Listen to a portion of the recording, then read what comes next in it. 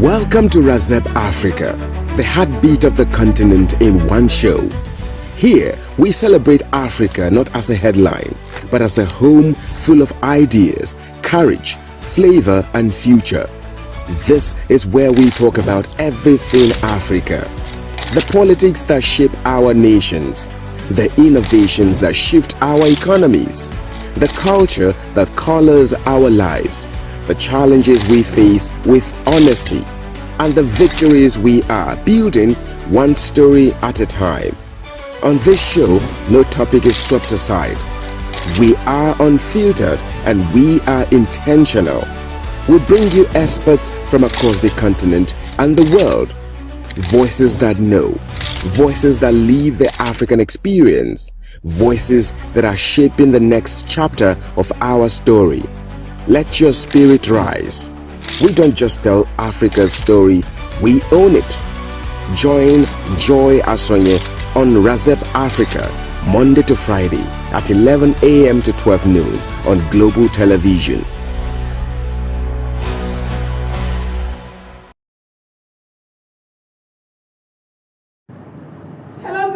Thanks for joining us on Razep Africa this beautiful morning. As usual, we will be taking you through everything you need to know about Africa, updates about some stories you must be following, and giving you that beautiful picture as to what you need to know across Africa, giving you the true image, stories told by ourselves, not narratives that are pushed down our throats. I am Dr. Joy Asonye saying welcome, but at this moment we'll go for a short break. When we come back, it'll be time to get to the news review and then the interview for the day. So stay with us, we'll be right back. Welcome to Razep Africa, the heartbeat of the continent in one show. Welcome to Razep Africa, the heartbeat of the continent in one show.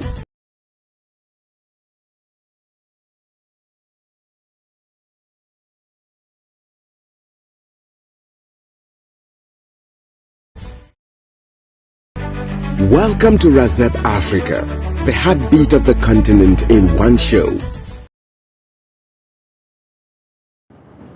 Hello there, welcome back from that very short break. It's time now to introduce my guest, Ambassador Augustine Igweshi. Augustine Igweshi is Executive Director, Center for Peace Advocacy and Sustainable Development. He's done so much around young people embracing peace and has been pushing for not just the UN Sustainable Development Goals, but also has been pushing for the AU Agenda 2063. So good to have you join us this morning.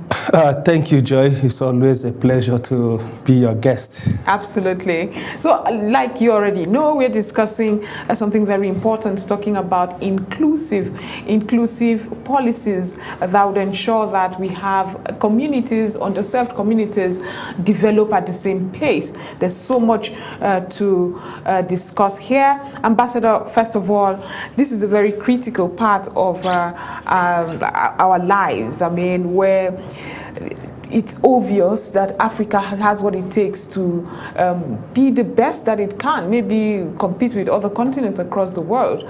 But what would you say, looking at Africa, is stampeding that efforts by all the Pan-Africanists that over the years and decades have been pushing for?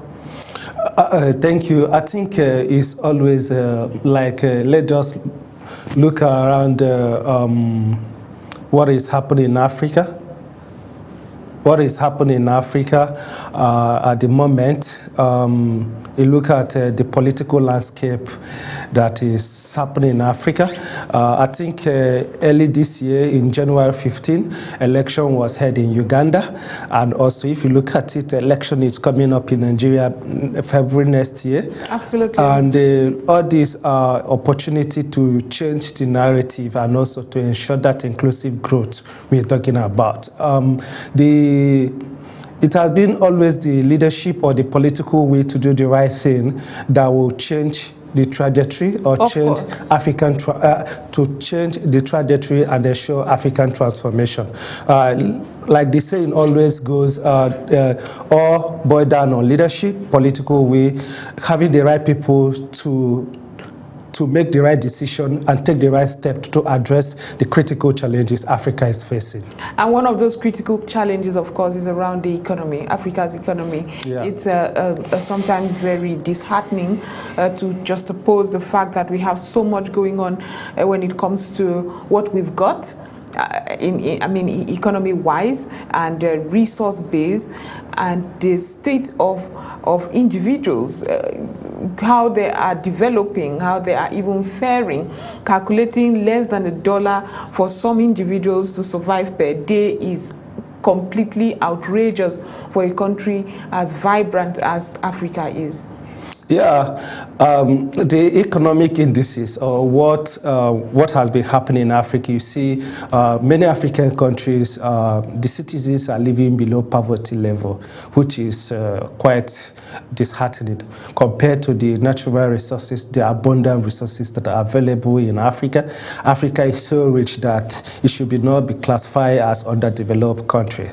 Africa is so rich with natural resources. God actually blessed Africa with natural resources. So it is very disheartening to see Africa, citizens of Africa struggle to make ends meet, which is part of the leadership failure, which is part of the political way to do the right thing, or having the right set of people to, harness these resources and make it available for African people to utilize. It's not peculiar to Nigeria. It all happens all over Africa. If you go from the Southern Africa, Eastern Africa, Northern Africa to the Western and Central Africa, many countries struggle to, meet up their daily need from electricity, water, every basic human necessity to thrive is a struggle for most citizens of Africa, which is very, very disheartening to say. Very disheartening, I agree with you. But let's go to the African news update right here. We will begin this with data showing that African countries are now sending more money to China than they receive in fresh loans. Analysts by One Data is like the ONE One Data, has shown that debt repayments to China now exceeds new lending to many African and developing countries, marking a major shift in Beijing's role as a top financier. This report has fallen. Chinese lending combined with continued debt servicing has turned China into a net recipient of funds from poorer countries. The study has also shown that multilateral lenders like the World Bank and IMF have stepped in as the main source of net development finance. Analysts have said that the shift could ease some risk, but also highlight growing debt pressures across Africa. That's very sad. Africans for a very long time have been at the always seeking loans and all of that. But look at, we're asking for fresh loans, but we're also servicing with more. How ridiculous can that be? I think it's very, very ridiculous, to use your words, that, Africa as a country rich with natural resources, rich with abundance of what God has deposited in Africa, is borrowing year by year, borrowing month by month, servicing debt from taxpayer. Some government even use taxpayer money to service debts, exactly. Which is quite very unfortunate. So let me start by saying that borrowing actually is not a bad thing, but when you borrow excessively, it becomes bad. So when you begin to use what you're supposed